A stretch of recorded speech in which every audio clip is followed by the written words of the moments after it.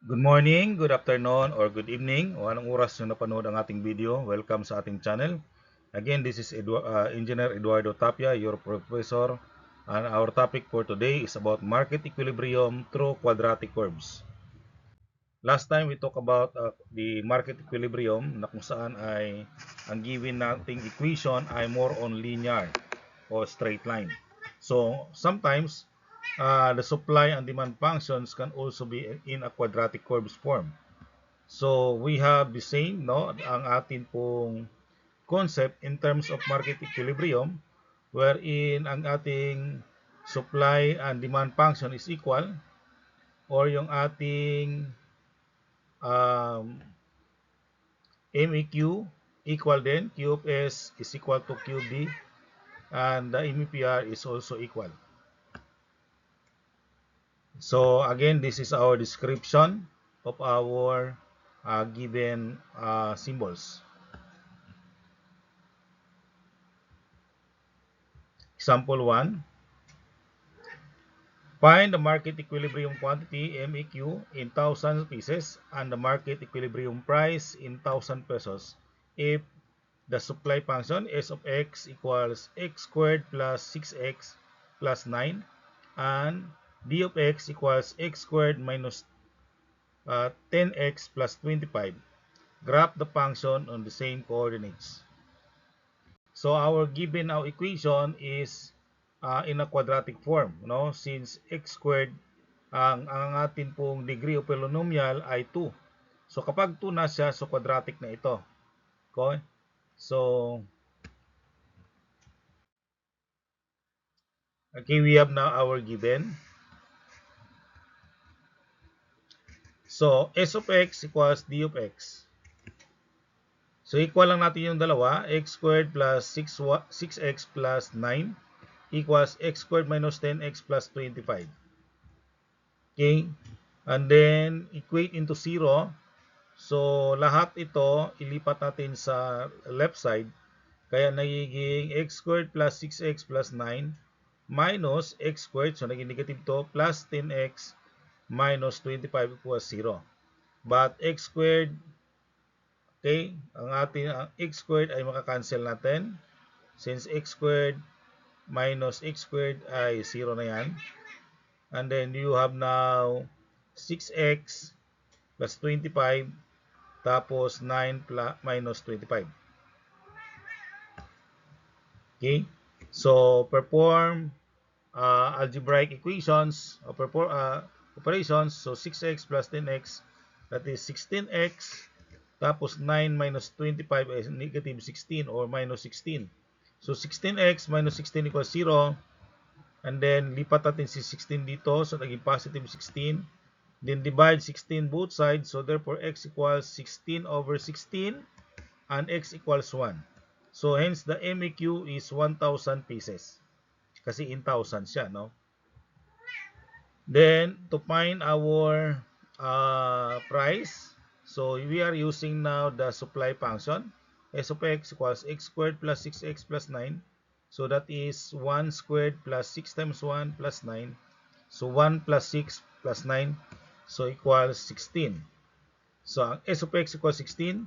Therefore, the MEPR is 16,000 pesos. Kasi in 1,000 pesos eh. No? So, yun po yung ating, ang MEP natin, MEQ, MEPR, that is 1, 16. Okay? So, kapag i-graph natin, so this is the graph.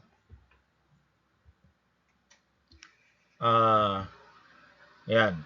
Yung kulay orange, ito yung demand function natin, naka-curve siya, no? That is quadratic parabola. Okay? Then ang ating blue, ito naman ay supply function natin. Okay? So curve din siya. So again, we are using the first quadrant only kasi both the quantity and the price is positive. So quantity in 1,000 pieces. Tapos ito naman, ang price natin in 1,000 pesos. Okay, so para makuha natin to, assuming wala tayong number na nandito, let x is 0, no, using the demand function. X is 0, and our d of x equals x squared minus 10x plus 25. So, x natin ay 0. So, ibig sabihin, that is the maximum price in terms of demand. No? Pero in this case kasi, wala naman talaga tayong maximum price kapag we are talking about quadratics. No? This is the price, no, in terms of demand function. Okay? So, ang sagot natin ay 25. So, 0, 25 yun yung ating point. So, the price at x is 0, okay, or maximum price at this, kung walang supply natin, ay walang demand, no, ay 25, no. That's the maximum price in terms of demand. And then, to find the maximum quantity, actually, this is not yet the maximum quantity, but when d of x is 0, now we can find the value of the x-intercept. So, the x, ang ating y is 0. So, you have now 0 equals x squared minus 10x plus 25. So, ito, i-factorial natin. Ay ating i-factoring. Mahalaga dito ay na-recall natin ang knowledge natin in factoring polynomials. Okay? So, this is a perfect square trinomial. X squared minus 10x plus 25. So, paano ba natin to i-factor? Factor natin to, yung ating x squared, so that is x times x. Tapos, yung ating third term, which is 25, so 25 divide 5, o that is 5 times 5, no? So, ibig sabihin, kung ito ay square, check natin yung middle term kung yung magiging product ba nila ay ito ba yung maging resulta, no? So, x at saka 5, x at saka 5. So, since ito ay positive, so gagamit tayo, it's either positive or negative. Pwedeng parehas positive ang sign gagamitin, pwede rin parehang negative. Okay, para kasi parehas lang naman, magiging positive din naman ang sagot noon. Pero titingnan natin ang middle term. Ang middle term ay negative. So, we are using now negative parehas. Okay? So, binomial po ang ating result dito. So, x minus 5 equals 0. So, parehas lang naman to. So, therefore, x is 5. And that is 5, 0. So, ito po yung nandito. So, that is 5, 0. Okay, ang ating supply, okay, is x squared plus 6x plus 9. Again, perfect square trinomial po ito. So, x squared, at tapos ito 9 naman ay 3 times 3, no? Yung factor nito, 3 times 3, at saka kapag i-plus natin, 3 plus 3, and that is 6. Ganon din dito. Itong kanina, 25, 5 times 5. Kapag i-times natin yung, i-plus natin yung 5 at saka 5, so magiging 10. So, kaya naging perfect square trinomial. No? So, when x is 0, actually, this is the lowest price, no? The lowest price in terms of supply.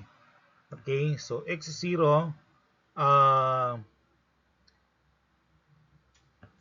Ito yung ating supply. So, magiging 0 squared plus 6 times 0 plus 9. So, magiging 9. No? Ang ating S of x 9, ito po yung lowest price natin kasi yung ating curve ay increasing without bound.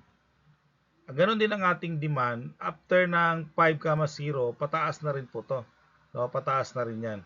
So, ibig sabihin hanggang dito lang po yung ating area na kung saan magamit natin ang ating market equilibrium using these quadratic curves. Pero beyond that, hindi na po natin makokontrol yan. No? So, that is 0, 9. The MEP, the market equilibrium point, we have 1, 16. So, ibig sabihin at the intersection na nagmi-meet sila, that is 1, 16. No? So, at 1 dito. Yan. So, kita natin na mayroong 1 dito. At this point, ibig sabihin is positive 1. Tapos, dito, malamang mga 16. Kasi ito ay 20. So, malamang at this point, no? Ayan, 16 to. Okay? So, that is the graph of the function. Sample 2. Determine the MEPR and the MEQ if the demand function is d of x equals 410 minus x and the supply function is s of x, x squared plus 3x minus 70. Graph the function on the same coordinate. So dito, yung isa linear, yung isa quadratic. Yung ating demand function ay linear, straight line, but ang ating supply function ay quadratic form. Okay, so again, you have s of x equals d of x. So x squared plus 3x minus 70 equals 410 minus x. Tapos lipat natin tong yung mga nandito sa kanan.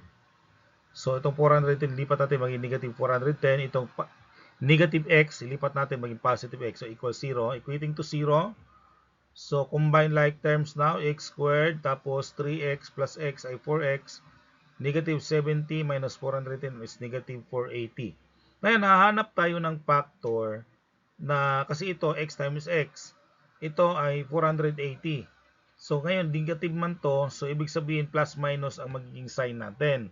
So ano magiging factor ng 480 na ang magiging resulta ay 4 kapag i-minus natin. Okay? So nakuha natin ay 20 at 24. Yun po yung malapit. So kaya yung 20, kapag i-minus natin sa 24, ang magiging difference nila ay 4. So ngayon, since positive to, so dapat positive ang isa sa yung highest value na number. So we are using the positive 24 dito kasi yung highest positive, yung highest number eh, no? So tapos negative 20. So this is the factor now. Okay? At when x equals x minus 20 equals 0, ang x ay 20. Okay, kapag ang x ay plus 24, itong isa equals 0, so ang maging x ay negative 24. Now, since the quantity is positive, we will use now x equals 20. Okay, the quantity is always positive, we choose x equals 20. So, ibig sabihin, ang ating MAQ ay 20 pieces. Okay, or 20 units, no? 20 pieces. Next, ang ating MEPR. So, we are using pwedeng gamitin naman natin ang demand function, pero pwede rin natin gamitin ang supply function. So, since ito ay mayroong x squared, so titingnan natin to. So, x equals 20, so that is 20 squared plus 3 times 20 minus 70. Okay, is 400 plus 3 times 20, 60 minus 70. Kapag i-total natin, that is 390. So, ang MEPR natin ay 390 pesos. Kapag i-graph natin, okay, ito yung maging resulta. So, let dx equals 410 minus x and let x is 0. So, d of x equals 410 minus x and that is 410 minus 0. So, that is 410. Yan po yung maximum price is in terms of demand. So, that is 0, 410. Yan. Tapos, d of x, ito na yun ito na yung point natin, 0, 410. d of x equals 410 minus x again. Let dx is 0. Ibig sabihin yung libre, no? 0 equals 410 minus x. So, kapag ilipat natin si x dito, maging positive siya. So, x equals 410. At least 410, 0. So, ayan po yung ating demand curve, no? So, d of x equals 410 minus x. Nakukunin natin ang ating supply function. Kukunin natin yung maliit na value o the lowest price. Let s of x is 0. Okay?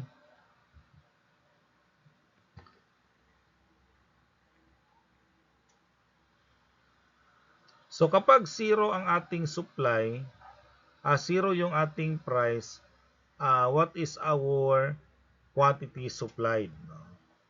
So, tingnan natin. Ang ating magiging factor nito, ito. So, since hindi to perfect square trinomial, kasi 70 hindi naman perfect square, so, gagamit tayo ng term o number na kapag i-minus natin, ang magiging resulta ay 3. So, ang ginamit natin 10 and 7. Okay, pwede ka naman mag 2 times 35. Kaya lang, hindi ka makabuo ng 3 o hindi ka makakuha ng 3 na result. So, 10 and 7 is the closest. So, x times x plus 10 times x minus 7. So, mayroon tayo dalawang value ng x. So, una, at x equals negative 10. Okay? Para mag-0 to, ang x negative 10, kapag ito mag-0, that is x equals 7. So, we will use now x equals 7. Okay? Yan. So, ito yung ano niya,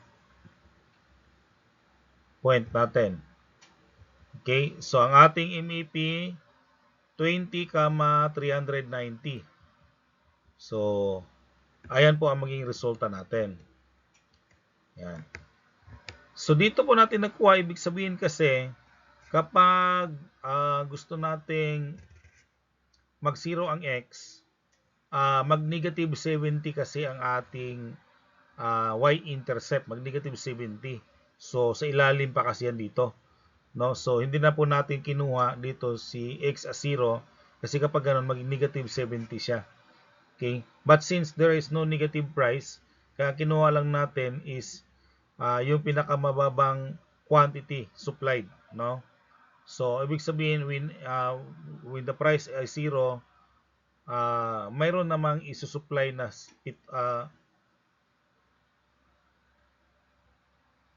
may 7 namang isusupply, no?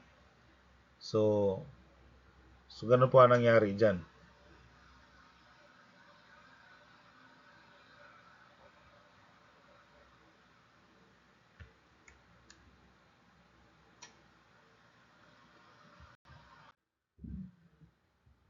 Example 3.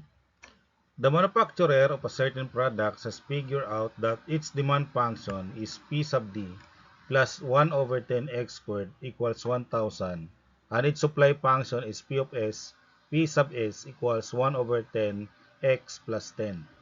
Determine the market equilibrium price in pesos and quantity in units. Okay, so ang given natin, P sub D plus 1 over 10 x squared equals 1,000, and P sub S equals 1 over 10 x plus 10. But since P sub D is equal to P sub S, kapag equilibrium, no, yung price ng demand at saka price ng supply ay equal, so gagawin po natin equal. Now ito, transpose natin dito, kaya magiging negative 110 x squared plus 1,000. Kasi pag ilipat natin ito dito. And then PD equals PS. Okay? So, yun na yung equation natin. We have to solve for x. Para matanggal natin yung denominator, we have to multiply negative 10 para magiging matanggalin natin yung negative ito, magiging positive to. Okay? So, distribute negative 10. So, negative 10 times 1 over 10 times x squared plus 1,000 equals 1 over 10 x plus 10. So, magiging resulta ito. So, kapag ito i-multiply natin dito, maging positive x squared. Negative 10 times 1,000 maging negative 10,000 equals negative 10 times 1 over 10, that is negative x. Okay, tapos 10, positive 10 times negative 10 is negative 100. Okay? So, ito na yun. And then, ang gagawin natin, lahat ng nandito, we have to equate this into 0. So, ito mga nandito sa kanan, ilipat natin sa kaliwa.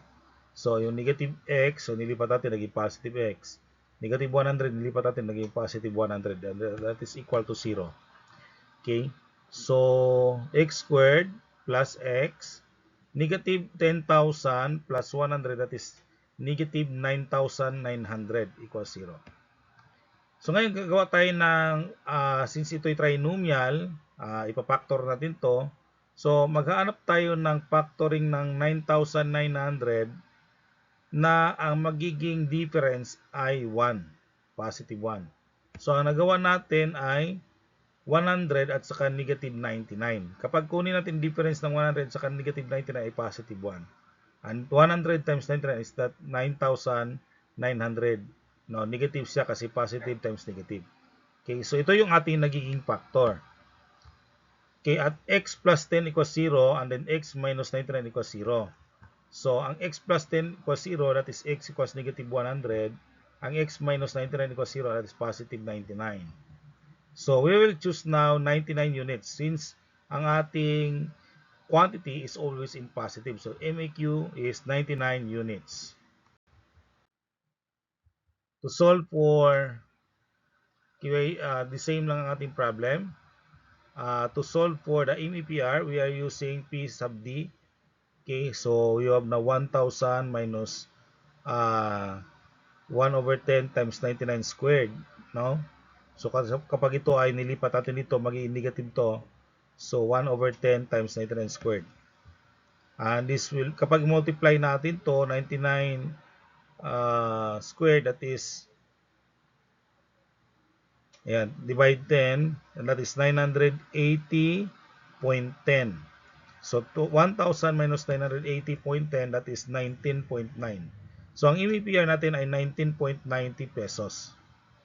Kapag ang P sub S naman ang gagamitin natin, mas madali, no? 1/10x plus 10. So to find the MEPR at x equals 100, so you have 1/10x plus 10. So times lang natin tong ating 99. So 1 times 99 divide 10, and that is 9.9 plus 10, and that is 19.9. So the same lang ang ating MEPR kung supply man ang ating gamitin o ang ating demand, no? So yun po yung ating market equilibrium using the quadratic curves. So this is your activity to answer. I hope na you learn from this lesson at naway ay nakatulong, no, na maidagdagan ang inyong kaalaman.